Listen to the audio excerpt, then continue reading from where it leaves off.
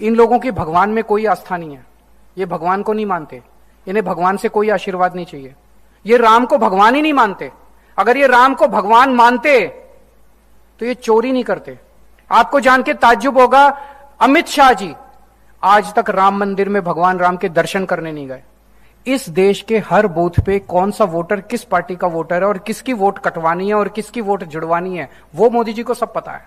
लेकिन चंदे की चोरी की, भगवान राम के चोरी के बारे में मोदी जी को पता नहीं चला। हमें सूत्रों से पता चला है कि आईबी ने 12 रिपोर्ट दी थी मोदी जी को चंदा चोरी के बारे में, राम मंदिर में हो रहे घोटाले के बारे में। चंपत राय ने बता रहे हैं इस्तीफा दिया है, लेकिन रोज अयोध्या से कहानी आ रही है मंदिर आज भी चंपत राय चला रहा है, आज भी पूरा मंदिर उसी के। तो इस्तीफे भी फर्जी हैं, गिरफ्तारी भी फर्जी है, एफआईआर भी फर्जी है। ऐसा तो मोदी जी पूरा लगे हुए हैं, सबूतों को हटाने की कोशिश की जा रही है, सबूतों को मिटाने की कोशिश की जा रही है, गवाहों को डराया जा रहा है और पूरे के पूरे मामले को लीपापोती करने की जा रही है। लेकिन मैं देख रहा हूं कि टीवी चैनल के ऊपर जब एंकर आते हैं तो एंकर कहते हैं नहीं नहीं मोदी जी सजा दिलाएंगे, मोदी जी बड़े बड़े लोगों को सजा, किसी को बख्शेंगे नहीं मोदी जी। मोदी जी को वो कह रहे हैं मोदी जी को पता नहीं था अभी तक, अब पता चला है। मैं कहना चाहता हूं लोग ये नहीं मानते कि मोदी जी को अभी तक पता नहीं था, मोदी जी को सब पता था।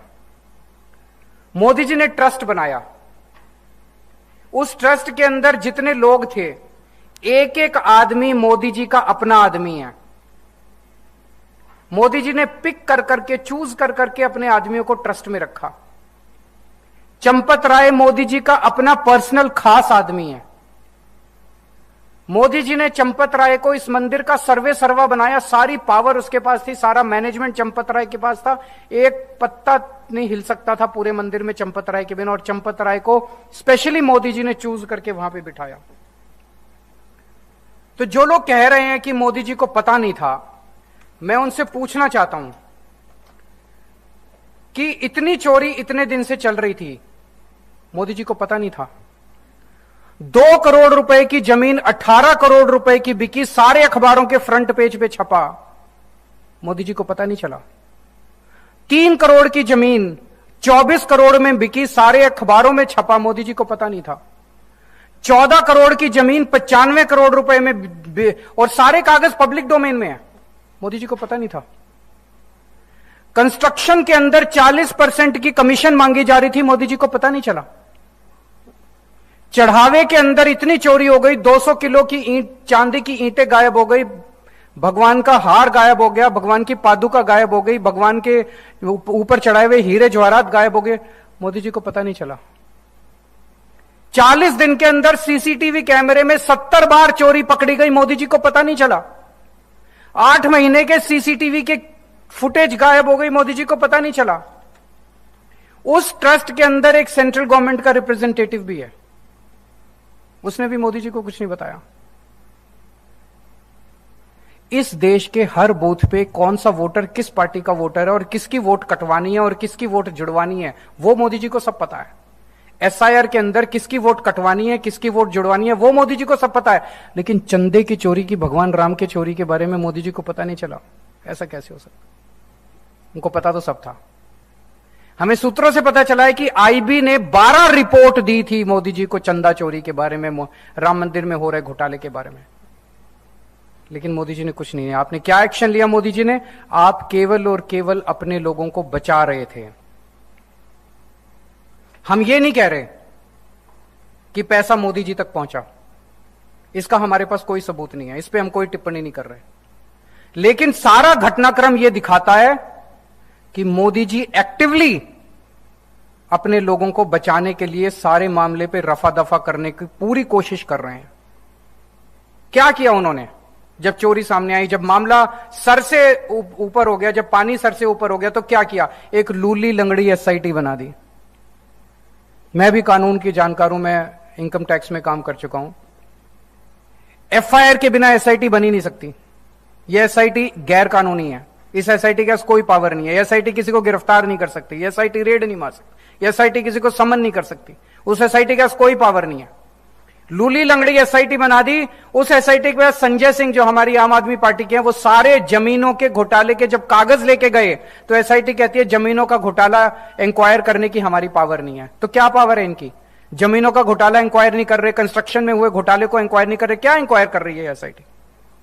2021 में जब जमीनों का घोटाला निकला तब भी इन्होंने एसआईटी बना दी थी।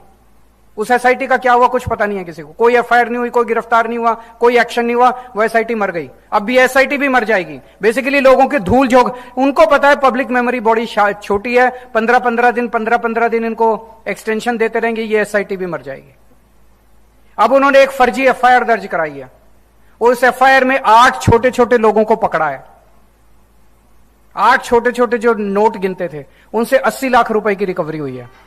200 करोड़ का कैश गायब हो गया, उसमें से 80 लाख रुपए की रिकवरी हुई। अपनी शाबाशी दे रहे हैं कि हमने एक्शन, कुछ टीवी चैनल वाले एंकर कह रहे हैं मोदी जी ने एक्शन ले लिया, 8 लोगों की गिरफ्तारी। वो 8 लोगों से 80 लाख रुपए की गिरफ्तारी हुई है। 200 करोड़ तो पता नहीं है 125 साल लगाएंगे 200 करोड़ की वो करने के लिए। चंपत राय ने बता रहे हैं इस्तीफा दिया है, लेकिन रोज अयोध्या से कहानी आ रही है मंदिर आज भी चंपत राय चला रहा है, आज भी पूरा मंदिर उसी के। तो इस्तीफे भी फर्जी हैं, गिरफ्तारी भी फर्जी है, एफआईआर भी फर्जी है। ऐसा तो मोदी जी पूरा लगे हुए हैं इस मामले को रफा दफा करने के लिए।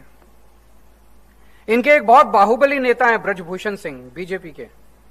अभी ब्रजभूषण सिंह का स्टेटमेंट आया है कि मैं कुछ बोलूंगा नहीं, अगर मैंने बोला तो इसमें बहुत बड़े बड़े लोग शामिल हैं, मेरे ऊपर आंच आ सकती है। ब्रजभूषण सिंह भी डरा हुआ है कि इतने बड़े बड़े लोग, और पकड़े कौन गए? 8 छोटे छोटे लोग। अभी बाबा बागेश्वर धाम का स्टेटमेंट आया है। उन्होंने कहा अगर पर्ची निकाल के मैंने असली नाम उजागर कर दिए तो मेरे को ये निपटा देंगे, मेरे को छोड़ेंगे नहीं।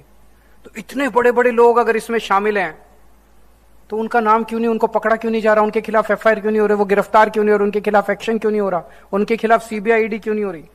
इन लोगों की भगवान में कोई आस्था नहीं है, ये भगवान को नहीं मानते, इन्हें भगवान से कोई आशीर्वाद नहीं चाहिए।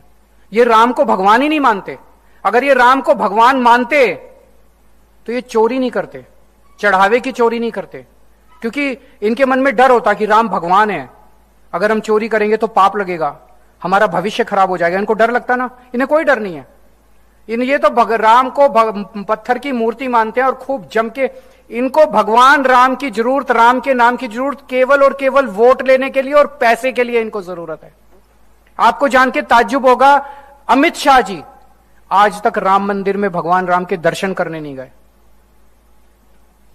2.5 साल हो गए मंदिर बने हुए, अभी तक अमित शाह एक बार भी दर्शन करने नहीं गए भगवान राम का। जबकि पिछले 2.5 साल में वो 42 बार भगवान राम का और राम मंदिर का जिक्र कर चुके हैं अपने भाषणों के अंदर और अपने इंटरव्यूज के अंदर। तो वोट तो मांग रहे हैं राम के नाम पे, लेकिन राम का दर्शन करने का टाइम नहीं है इन लोगों के पास।